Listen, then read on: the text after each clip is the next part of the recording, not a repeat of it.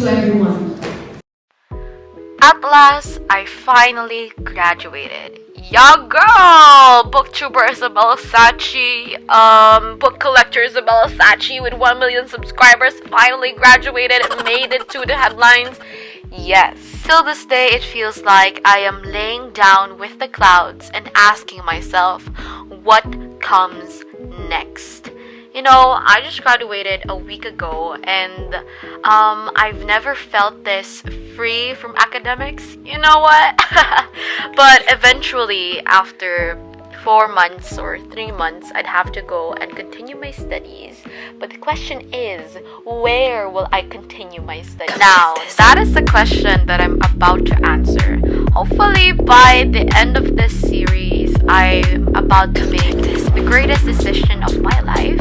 Sheesh! Am I ready for college? Or is college ready for me? Hello beautiful people, welcome back to my channel. Today is the second part of the application process. What do you think is new here? Yes, I have my new gear on. You know what? I look like someone from Scooby-Doo right now. I feel like that's the inspiration that I'm going to for today. I'm a bit shy because I'm testing out my new camera. As you can see, I am not that flawless. There's no filters when you're on an iPhone. But anyway, enough about the camera setting.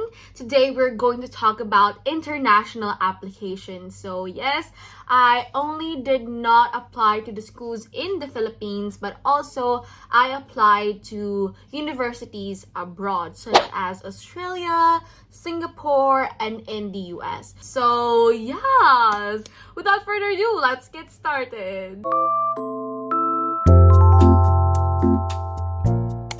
So for this video, I will be talking about this country by country, like for Australia, US, and in Singapore, so that we wouldn't be tracing out the topic. By the way, guys, you know why I applied for international universities? At first, it was not part of the plan, but then I was like inspired from what I'm seeing through TikTok, because most Filipino students are actually taking advantage of this time, wherein application process would not be that hard as before.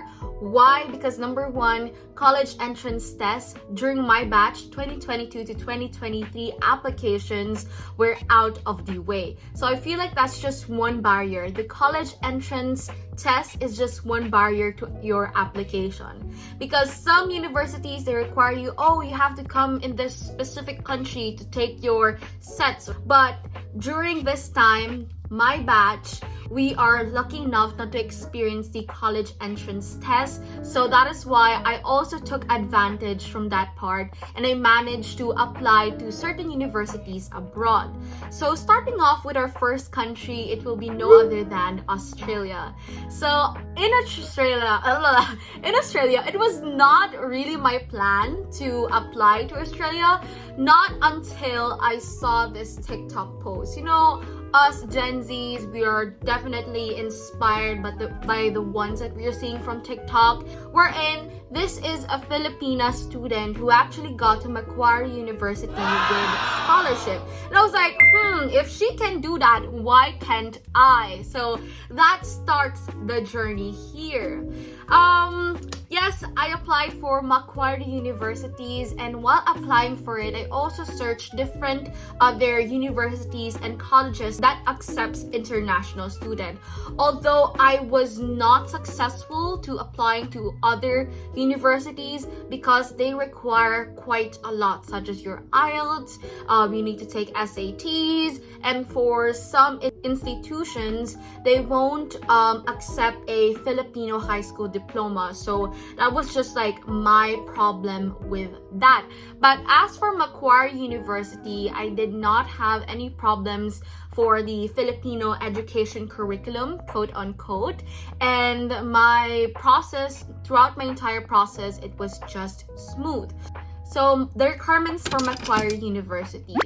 Number 1, it would be your personal information. Number 2, your high school information. Number 3, your transcript of records, which is the most important. Oh guys, I actually forgot to mention that in applying abroad, you must satisfy their English requirements. It's either you can take your IELTS, your TOEFLs, other universities actually accepts Duolingo, and a lot more. But the world doesn't stop there for us international students, because I know IELTS could be really expensive. Here in Kuwait, I actually saw like a 90 KD exam for the IELTS, which is, yeah, I know it's expensive. Up and away! Up and away! So if you're not like clinging into that option, which is taking the IELTS, like me, the thing that I did was I contacted my school and then asked if ever they have this medium of instruction certificate.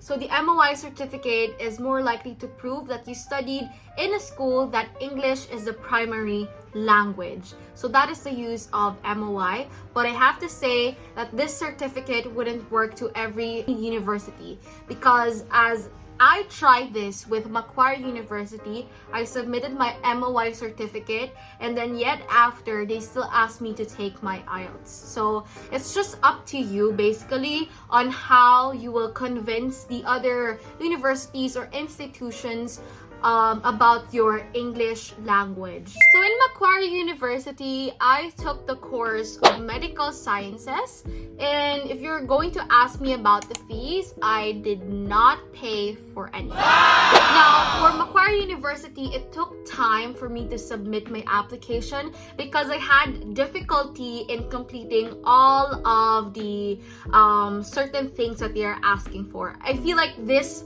website portal is kind of new to me, to the point that I do not understand some bits of the application process, such as I was new to the intake.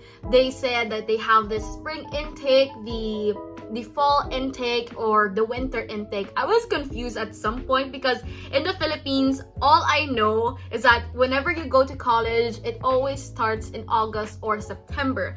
But I was not aware that in other countries, it would start in spring, a fall, or in winter, which you have like a lot of options. So right after the process for my MACQUARIE application, after a day, they actually reached back at me like, what? That instant, because in the Philippines, as you all know, if you applied like around September, you'll be getting your results around May. But here in MACQUARIE, I was so shocked to get my results a day after. However, to take note that MACQUARIE University offers two kinds of letters, the conditional and the unconditional letters. So what is the difference between the two? So actually, for the conditional letter is that you have to satisfy other requirements from the university, such as, before we would like to admit you, please pass your IELTS band score and your final grade transcript. So that is the conditional offer, and then the second one is the unconditional. When you say unconditional, it means to say that you do not need to satisfy other requirements and you are checked out of their boxes. So that is the difference between the two. For my case, I actually got the conditional letter. The conditional letter is saying that I have to submit my IELTS and also my final grade 12 record. So yeah, those are the two things that they asked me for before I actually get into MACQUARIE University. However, after like 1 week or 2 weeks of making my own decision, I decided not to pursue MACQUARIE University. Here is why. Number 1, I do not have my IELTS. And then second of all, they are wanting me to enter in this intensive program as soon as April. So I know by the time that this video comes around, it's actually April already. So yes, it's just the time really. So basically this is like, I don't know, a month by month program wherein they're going to supplement me with courses that I have to be ready for before I take their undergraduate courses. So technically, if I'll be entering in MACQUARIE University, I am not a so-called college student yet. I am just learning their intensive courses and that's it. So I feel like that's one of the things why I decided not to pursue MACQUARIE University. And what else? Maybe the big factor here is the cost. Because you know, I'm also aware that going to schools abroad or studying abroad can cost you a lot of money. But for MACQUARIE University, that's in Sydney, Australia, girl, the cost of living there is really high. The tuition fee is really high. And everything is just so expensive.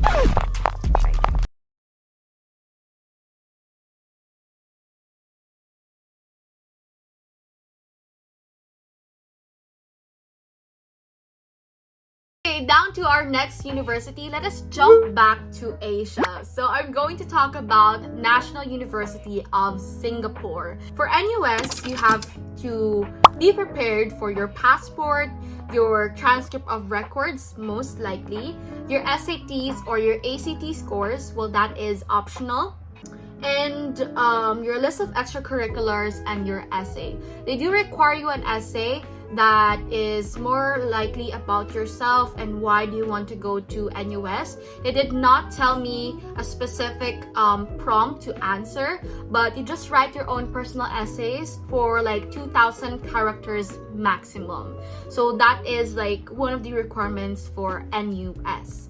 So the course that I took for NUS is number 1, their medicine course. It is actually an accelerated program, and just yesterday I saw that this medicine program is around like 5 years. So I mean, like the traditional, as we all know, to become a doctor is around 8 years or like 10 years, let us say. But in NUS, you can get your medical degree for 5 years. I don't know if that's true, but I just came up to that research answer. So yes, my second course for NUS is dentistry. My third course here is nursing. So I feel like nursing in Singapore is just 3 years. So the fee in NUS, I actually paid for 20 Singaporean dollars. So just convert that to KD, I paid around 4. And now let's talk about my experience. Okay, so for NUS, number 1, you must prepare everything before you hit apply, because they have this like timer button wherein you have to complete your application around 30 minutes.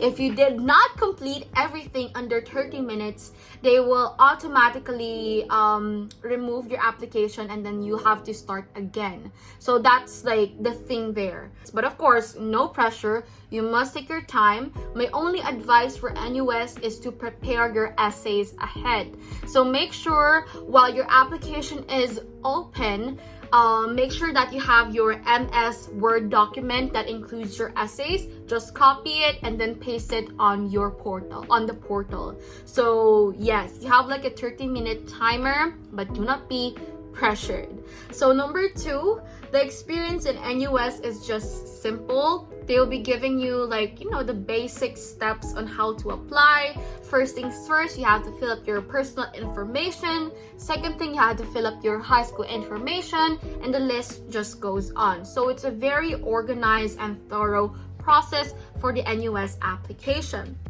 And number 3, I stated here, NUS offers a SAYN scholarship or MOE tuition grant with a bond of 6 years. So by the end of your application process in the NUS portal, they'll be asking you if you are interested with the MOE or Ministry of Education tuition grant. To note that this tuition grant offers to mainly Singaporean citizens, but they offer this tuition grant a few to those international students who are really deserving. So MOE tuition grant is basically you come there to Singapore and study for free, finish your degree, but you have a bond with Singapore. It means to say, after like 5 years or 3 years of your study in NUS, you'll have to work in Singapore for 4 years or 6 years. So that is the MOE tuition grant. But other than that, I feel like that's like a good thing. At least you know that you're studying in Singapore for free, and then rest assured that you'll have a job afterwards. So I feel like that's a good thing to consider for the MOE tuition grant.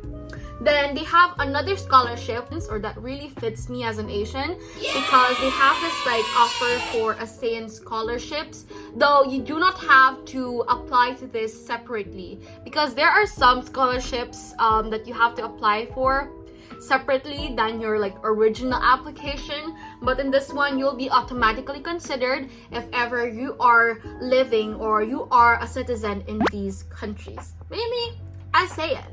So that is for NUS. And now let us move on to the country USA. So in the US, it's actually a different process from other countries, because in the US, they will give you a lot of time and they will give you a lot of options from where to apply, because they have like these 3 options. They have the early decision, the regular decision, and the rolling basis. So yes, it's kind of confusing at some point. I actually had this problem before while I'm filling up my Common App. I was like, what is early decision? What is like the rolling basis? What is the regular decision? Well, the only thing that I know there was the regular decision, but the early decision and the rolling basis, I have no clue about it. And just now I researched the difference between the 3, and so it happens that the early decision application actually starts as soon as August or September comes in. So yes, you could apply to Ivy Leagues or different colleges in the US as early as September. So they consider that as an early decision. While you are applying or submitting your application around September, you will get your results by December. So it's that fast and way more convenient. Now let's go to the regular decision. Regular decision mostly starts around January or February. Well, not later than March. So that's when the regular decision comes around, just for a certain period of time, and then the rolling basis. Now, what is the rolling basis? Well, basically, rolling admission, they do not have any certain deadline. But the main aim for rolling admission is just to fill in the amount of students that they need. So basically, if ever I'm applying for a neuroscience degree and then their cutoff is around 50 students and they only have like 40, so they will try to accept my application as soon as they reach the 50 maximum. So that is how the rolling admissions work. Let's start first with our first college. So this is no other than LORAS. LORAS College is actually located in Dubuque, Iowa, and their requirements: Number 1, your personal information, most definitely. Take note that in mind. Number 2 is your high school information. 3, your transcript of records. 4, your passport. 5, your essay, and number 6 is your CSS profile. Now, in the US, it's really a different process to apply than to other countries, because in the US, there's a FAFSA form or a CSS form. I'll be talking about that much later. So let's start first with your essay. So they only require you 1 essay upon your application process, and they actually ask something about it, like why do you want to go to LORAS College and how will your degree be useful. And now let's talk about the CSS profile. So CSS profile is definitely needed if you are applying to certain universities, and of course if you are applying for financial aid, because in the US they can accept you as an international student and they could give you or offer you a financial aid package. So in the CSS profile, it can be seen there all of your financial statements, your properties, your family salary, and etc. So everything that is financial is found in the CSS profile. However, there is actually a fee. I paid for $25 that just to send my financial aid information to LORAS College. So next here, my course for LORAS, I just took their nursing program. Well, it's actually a combination of kinesiology and nursing program. Now, these two are combined within for 5 years. Basically, 3 years for the kinesiology program, which is supposed to be held in LORAS, and the nursing program that is supposed to be held in NICC. Now, for the fees, yes, I mentioned that I paid $25 for the CSS profile, but if you're not submitting your CSS profile, I do think that their application is free. The next, my experience here is the scholarships. Yes, the scholarships! Of course, I would not be just sitting here and waiting for other schools to accept me, but then I have to make use of my time to also apply for scholarships. And in LORAS, they have like numerous scholarships to apply for, but most of these requires a separate application. So I actually applied for You Are Welcome, hashtag You Are Welcome here. They only required me an essay to answer this question. So yes, it took me a lot of time to prepare for this essay just to get me that scholarship. And this You Are Welcome Here scholarship ranges around $2,000.